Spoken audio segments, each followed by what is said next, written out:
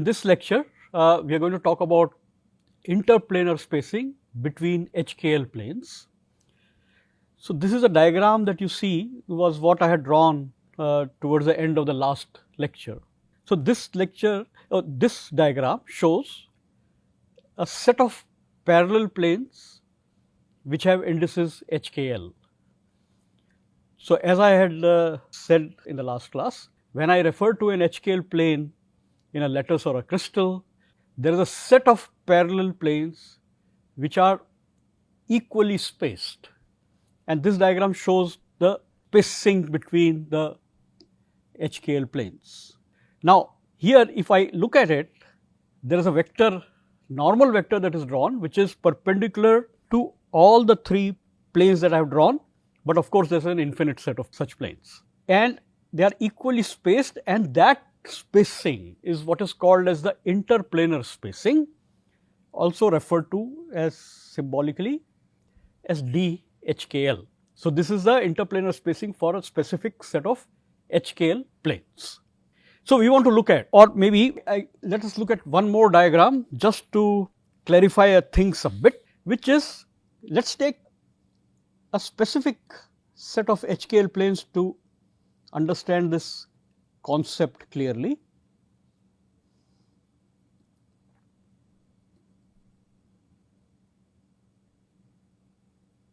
So, I am just drawing a set of unit cells, and this unit cell can be from any one of the Bravais lattices.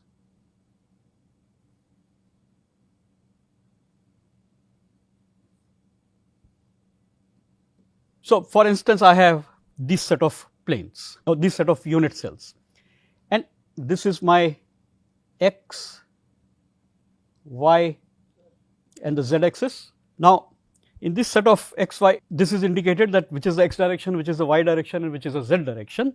Let me consider the HKL planes 0, 1, 0. So, all of these form 0, 1, 0 plane, because this is my a axis, this is my direction of my b axis, and this is the c axis. So, 0, 1, 0 HKL planes, all of them are there, and they are all equally spaced. And what is their spacing? In this specific case, their spacing is b. Similarly, I can have a set of HKL planes in a more general way that I have drawn here, could be any set of HKL planes. Again, you can figure out what would be the normal. Normal is of course the b axis, in this case to the 0, 1, 0 planes. Now, what I intend to do is I intend to derive a relationship for what should be the interplanar spacing for some HKL plane.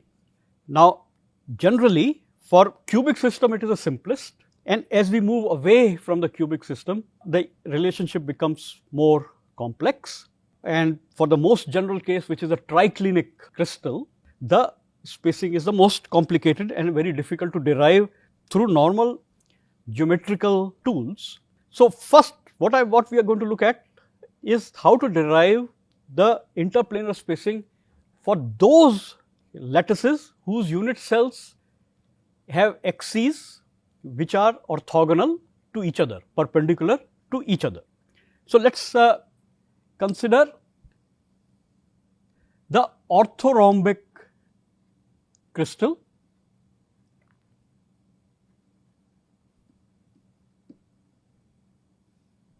So, for the orthorhombic unit cell, we know that it would have A equals B equals C, and all the angles are going to be 90 degrees. So, let us look at this example. So, let me first draw a diagram with the HKL plane which is closest to the origin, because then all I have to do is drop a perpendicular from the origin onto that plane, and the perpendicular distance from the origin to the HKL plane would become the interplanar spacing.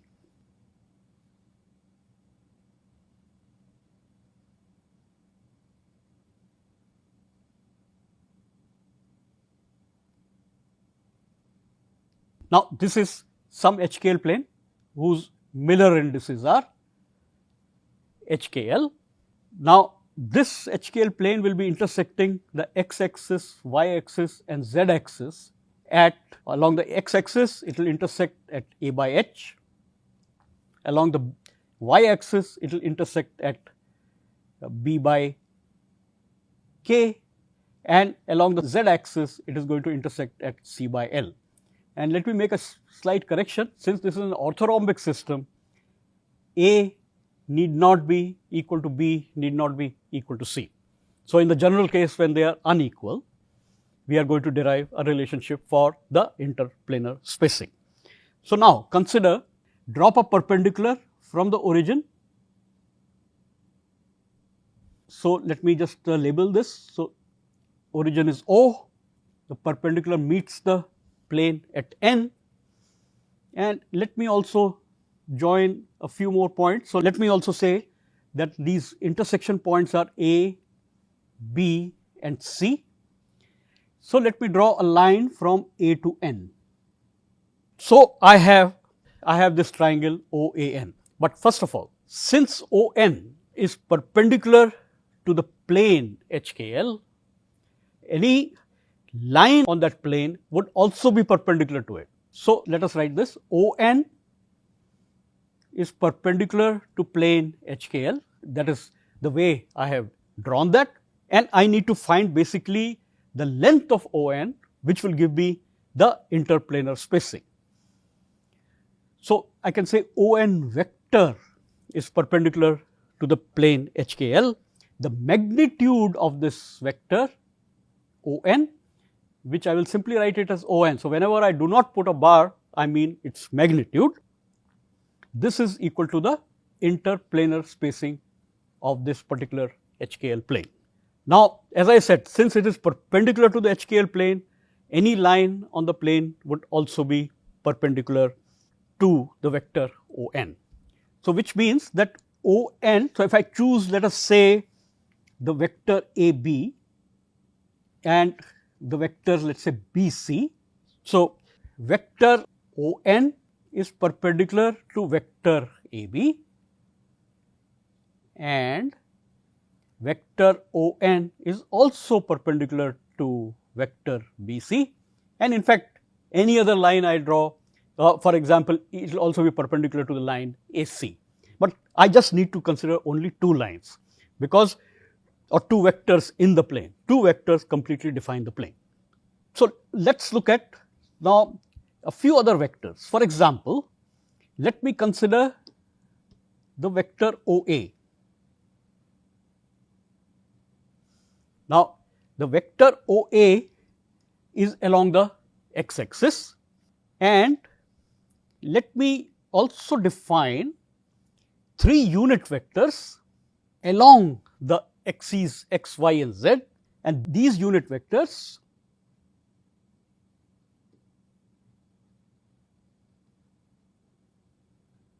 are I1,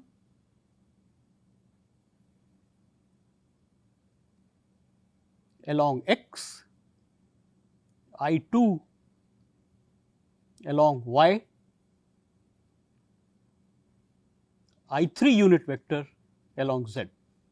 Normally, it's general practice to use IJK, but I am not choosing those symbols because then it gets confused with the symbols in the plane with the indices HKL. So, OA, what is the vector OA in now in terms of the HKL indices? Very clearly, it should be A by H, which is its magnitude, multiplied by the unit vector I1. Similarly, OB is B by K times I2, and vector OC is C by L times the unit vector I3. Now, what are the vectors AB and BC? So, let us first consider vector AB.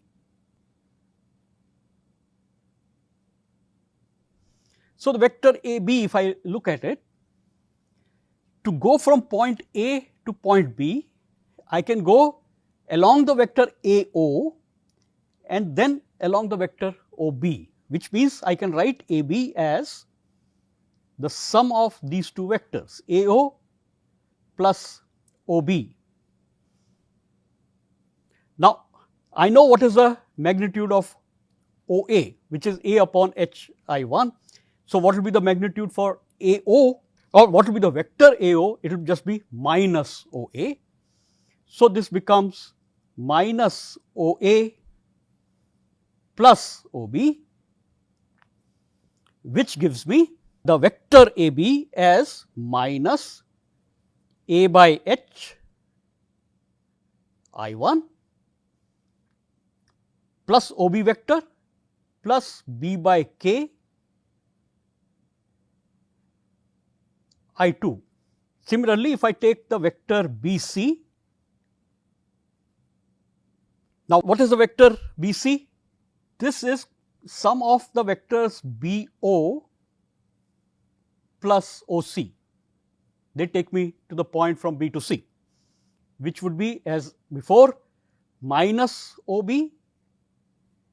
plus OC, and I know what is OB. So, that is minus B by K I2 unit vector plus C by L I3 unit vectors. Now, let us look at the vector ON itself. Now, the direction of vector ON can be defined by three angles which are called as the direction cosines. So, angle alpha 1 that the vector ON makes with the vector OA, similarly or with the x axis, ON makes an angle beta. So, let me just call that first one not alpha 1, but just alpha.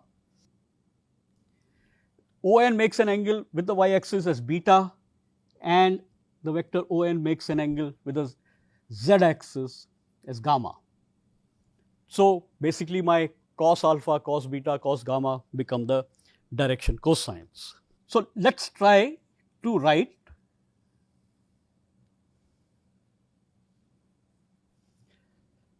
an expression for cos alpha. Now, remember the triangle cos alpha is nothing but the vector ON upon, so OA is the hypotenuse and the 90-degree angle that is made is the angle ONA. Therefore, cos alpha is nothing but ON upon OA, but we know that ON is DHKL and OA is nothing but A by H. Hence, this becomes H upon A times DHKL. Now, similarly, I can write for cos beta. For cos beta, what I will have to do is, I draw a line from B to N and form another right angle triangle, and I will simply be able to write for cos beta as K upon B times DHKL. So, now I have cos beta, and analogously cos gamma is going to be L upon C times the interplanar spacing DHKL. Now, I have this. Now, I write down one of the properties of the direction cosines, which is that cos square alpha plus cos square beta plus cos square gamma equals 1. I substitute for cos alpha, cos beta, cos gamma in this, and I will get H square upon A square times DHKL plus K square upon B square times DHKL plus L square upon C square times DHKL, and this sum is equal to 1. Rearranging the terms, in fact, the dH will also be squared. Rearranging the terms, I get 1 upon d square HKL equals h square upon a square plus k square upon b square plus L square upon C square. So, this is one expression that I have got for interplanar spacing for the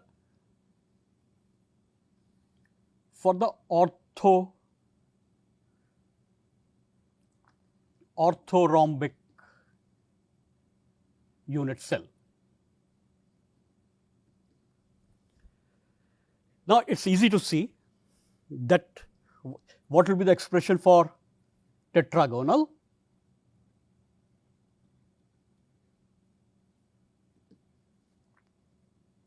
One upon d square is equal to h square plus k square upon a square plus L square upon C square, because here you have A equals B not equal to C. So, and angles are still 90 degrees, and for the cubic case, which is the simplest, where you have A equals B equals C, I have 1 upon d square HKL equals h square plus k square plus L square upon A square. Now, for other systems like rhombohedral, hexagonal, or things like triclinic, monoclinic, where you also have non-orthogonal angles, then there will be some alpha, beta, gamma terms also coming in. In fact, in the case of triclinic, all the 6 parameters will come in the interplanar spacing. Difficult to derive the way I have been able to derive for the orthogonal case. For the interplanar spacing in those systems, we can take the result of what is called as the reciprocal lattice concept, and that concept will be introduced in the X-ray diffraction part of the course. At that time, we will see how to derive those interplanar spacings.